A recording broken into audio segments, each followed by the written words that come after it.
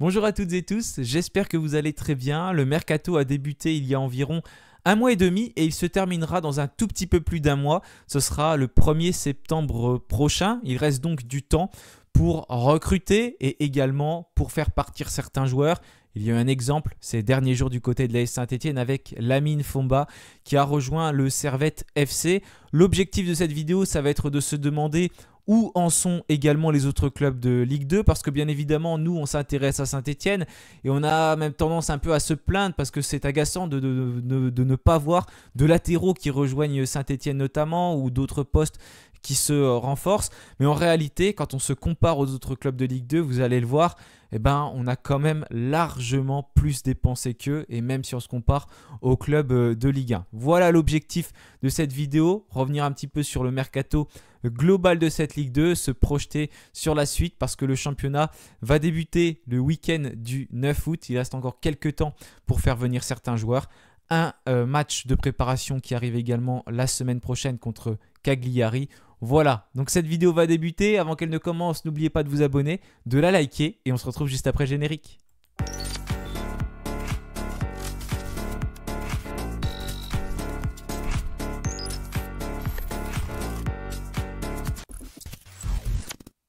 Voilà, alors tout d'abord, je vous affiche le calendrier du début de saison parce que c'est aussi intéressant, je trouve, parce que le championnat va donc débuter le 9 août. Il va y avoir des journées avant la clôture du mercato estival. 4 au total, sur 36 journées au total, ce n'est pas, c'est quand même assez important, mine de rien. Donc, il y aura contre Laval le 9 août, ce sera à l'extérieur. Contre Rodez le 16 août, ce sera à la maison. Le premier match à Geoffroy Guichard. Et d'ailleurs, le stade Geoffroy Guichard ne sera pas amputé d'au moins une tribune. Donc ça, c'est positif parce que ça faisait quand même des années que malheureusement on débutait les premiers matchs de la saison avec au moins un COP de fermé. Ensuite, on se déplacera en Corse pour affronter Ajaccio ou alors on affrontera Boulogne-sur-Mer. Tout dépend de ce qui va se passer parce que pour l'instant, Ajaccio a été rétrogradé. Mais voilà, il y a encore une attente après tous les événements qui se passent. Donc ce sera soit Ajaccio, soit Boulogne-sur-Mer. Ça met d'ailleurs les deux clubs dans une situation assez délicate. Et on va clôturer le mois d'août avec la réception de Grenoble le 30 août à 20h. D'ailleurs, tous ces matchs-là auront lieu le samedi à 20h. Voilà pour le calendrier donc, qui se dessine pour l'AS Saint-Etienne. Ce sera nos 4 adversaires avant la fin du mercato. Donc potentiellement, après chaque match, il va y avoir une recrue qui va arriver ou un joueur qui va partir. Justement, on va faire le bilan un peu sur ce qui se passe, les mouvements à Saint-Etienne pour l'instant. Au niveau des arrivées, donc j'ai marqué les joueurs qui ont signé à Saint-Etienne. On a Chico Lamba, défenseur central âgé de 22 ans, qui arrive du Portugal, un montant estimé de 6 millions d'euros. D'ailleurs, je n'ai pas cité sur les graphiques, j'aurais dû le faire, je viens d'y repenser. C'est tout tiré de Transfermarkt. J'ai juste ajouté Pierre Ecois parce qu'il ne l'avait pas mis, mais l'option d'achat, normalement, est bien levée pour Pierre Ecois, même s'il ne s'entraîne pas du côté de l'AS Saint-Etienne. Une option d'achat donc pour le milieu défensif qui est d'environ 6 millions d'euros, plus ou moins 6 millions d'euros.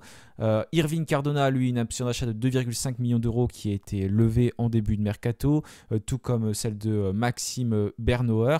Mahmoud Jaber, lui, a signé un contrat, il arrive en provenance du Maccabi FA, donc 2 millions d'euros dépensés. Et puis Lassana Traoré, donc, qui arrive du club de Diambars FC, club évolué en Sénégal, un arrière-gauche arrivé à Saint-Etienne qu'on voit beaucoup durant ces matchs de préparation parce que malheureusement au poste d'arrière-gauche on n'est pas très fourni, comme d'ailleurs au poste d'arrière-droit. Donc 6 arrivées pour résumer du côté de Saint-Etienne, une dépense totale d'environ 17,7 millions d'euros et des joueurs donc qui ont 23,8 ans de moyenne d'âge.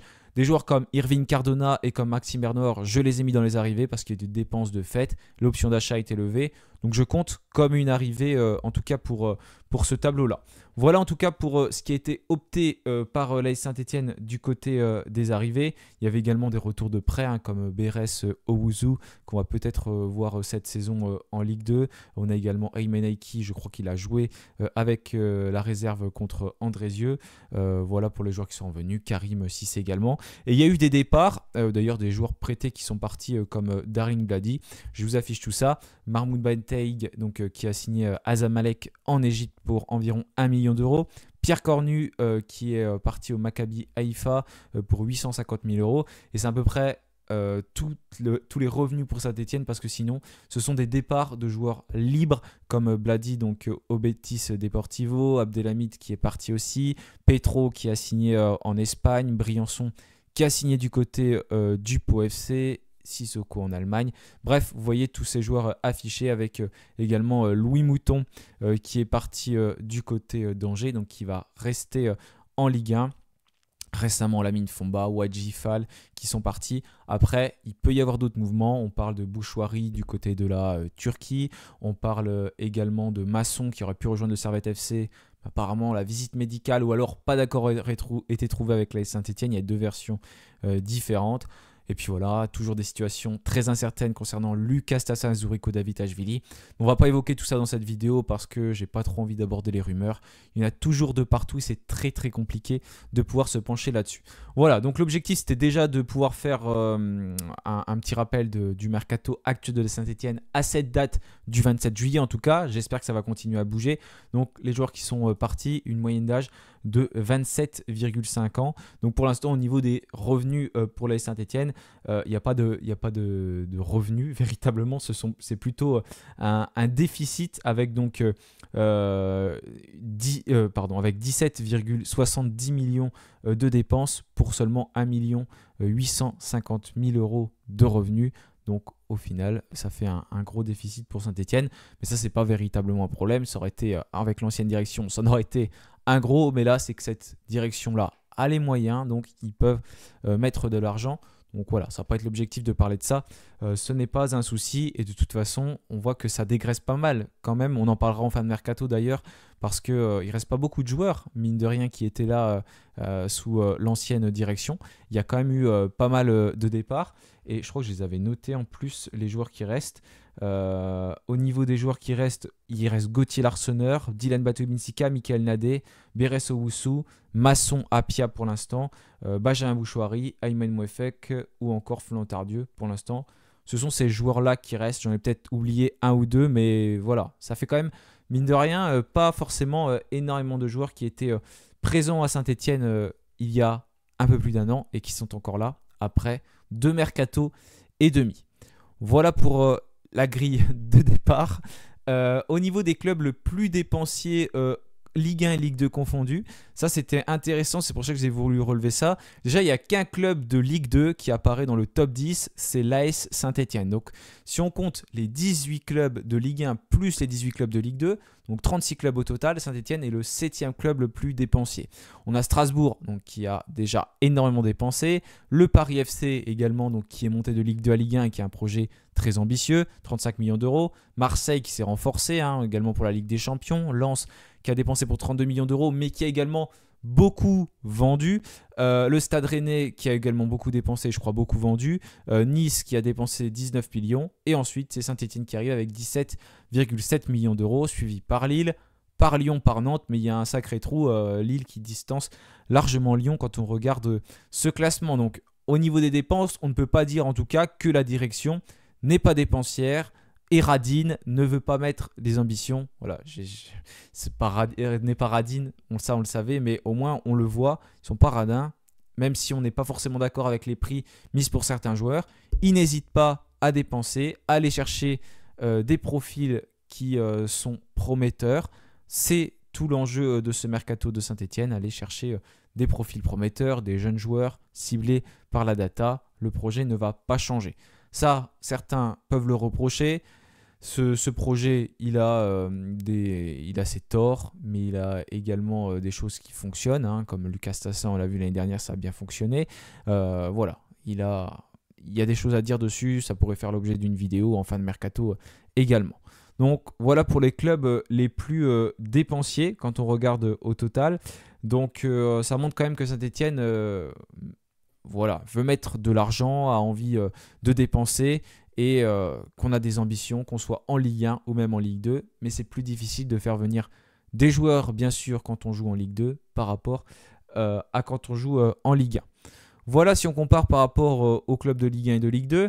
Maintenant, si on regarde seulement les clubs de Ligue 2, donc on est largement le club le plus dépensier avec 17,7 millions d'euros. C'est énorme par rapport à Montpellier, 500 000 euros. Oui, 500 000 euros. Et Annecy, 100 000 euros. Seuls 3 clubs ont dépensé de l'argent durant ce mercato. Donc, je disais déjà quand on est descendu qu'on n'a pas le droit à l'erreur, on a un budget qui est largement supérieur aux autres, on a plus d'argent, on doit remonter directement, ça c'est une certitude. Et quand on regarde en plus ce qui a été fait pour l'instant durant ce mercato, donc il a commencé il y a quand même 1 mois et demi, donc les clubs ont eu le temps de faire des mouvements, on est largement devant tout le monde, mais c'est même plus largement là, c'est très largement. Donc seuls 3 clubs ont dépensé de l'argent. Et encore, j'ai envie de dire, après, ça ne veut pas dire qu'il n'y a pas eu de mouvement. Par exemple, du côté de Reims, il y a marqué 0 euros, mais il y a eu des mouvements au niveau des arrivées. On a par exemple Nicolas Palois qui a rejoint le club.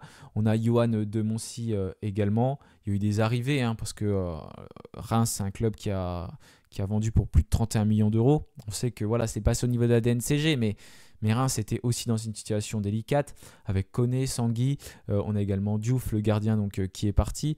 Donc pas mal de dépenses de revenus pour ce club, mais pas beaucoup de dépenses en tout cas pour les clubs de Ligue 2. Donc c'est un mercato qui est très compliqué et très peu agité. Ça, on pouvait s'y attendre avec notamment les droits TV l'année dernière. Ça a été très difficile.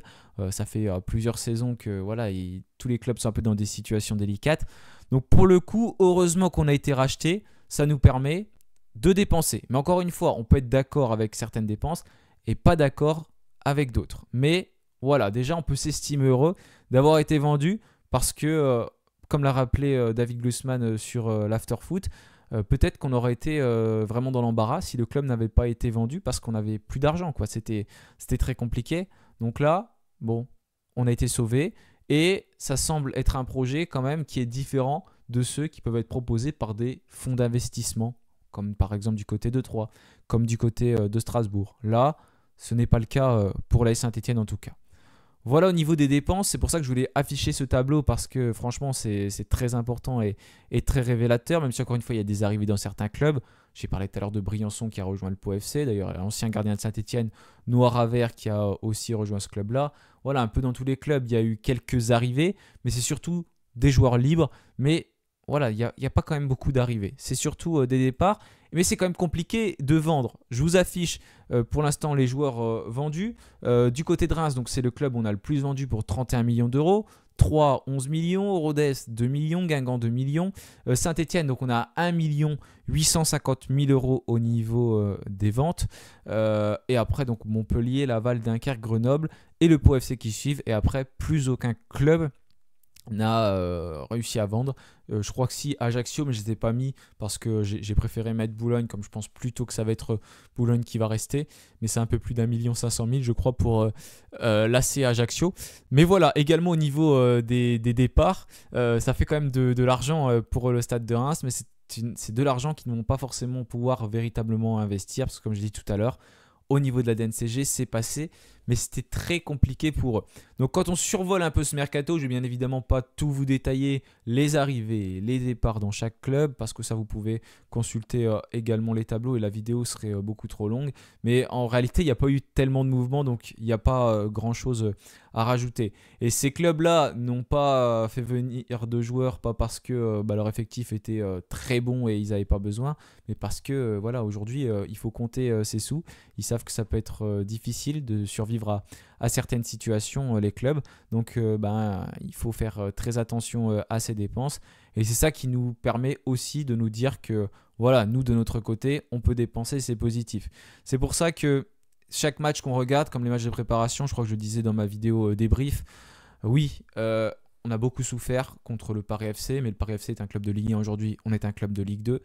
Pour jouer en Ligue 2, on se rend compte que peut-être que finalement, notre effectif va suffire. Attention, je ne suis pas en train de dire que ça va être le cas forcément, mais ça peut quand même l'être parce que les autres clubs n'ont pas des effectifs qui sont très fournis, avec des joueurs qui sont très forts, même si on est Saint-Etienne et qu'on sera attendu partout.